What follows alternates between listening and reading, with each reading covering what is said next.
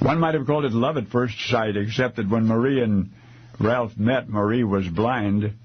Those who had known him before they got together marveled at the mutual attraction, noting that neither was the other's type. But the attraction persisted, and the relationship blossomed.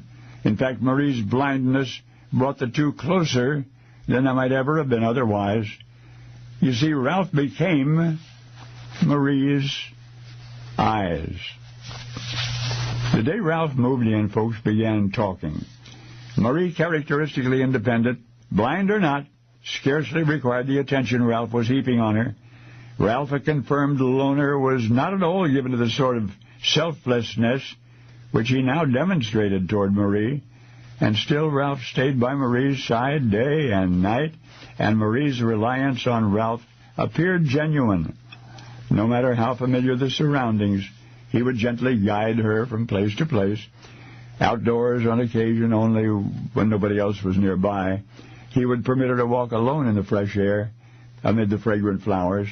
It seemed to those who distantly witnessed the curious ritual that Ralph understood Marie's need to be alone once in a while. But it was always a very brief while, because after a few minutes on her own, Marie would call out to Ralph, and he would hurry to her side.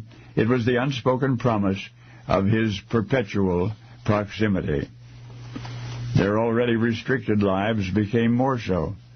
As Marie's arthritis worsened, she rarely complained, but it was hard to hide the pain. I think Marie's unrelenting discomfort hurt Ralph as much as her, because as the months passed, he stayed closer than ever. And gradually the outsiders, who had predicted it would never last, were convinced. People stopped thinking of the couple as unusual, and in time the names of Ralph and Marie were mentioned only reverently, as one would admire a monumental romance, such as that of Romeo and Juliet. So how it was often wondered, how could such a profound togetherness end any other way but sadly?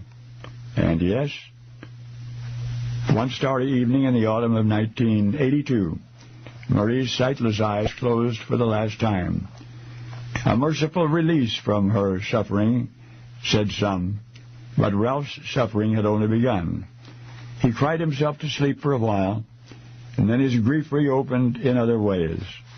Nobody needed him anymore, you see, and so inconsolable, he withdrew from the world until at last he rejoined Marie. Americans, there is a 40-acre farm near Edmond, Oklahoma, the Roby place. Passing by, you might see the white crosses which mark two graves. Folks who know about Ralph and Marie always get kind of quiet when they see. Starts them pondering once again, a devotion they can't quite comprehend. You see, Ralph and Marie were as close as two people could be. The thing is, they were not people. Ralph, the constant companion who became Marie's eyes, was a sheep. And blind Marie, who shared her stall and her pasture and her every moment with a little lamb. Marie was a Shetland pony. Some say sentiment is the province only of humankind.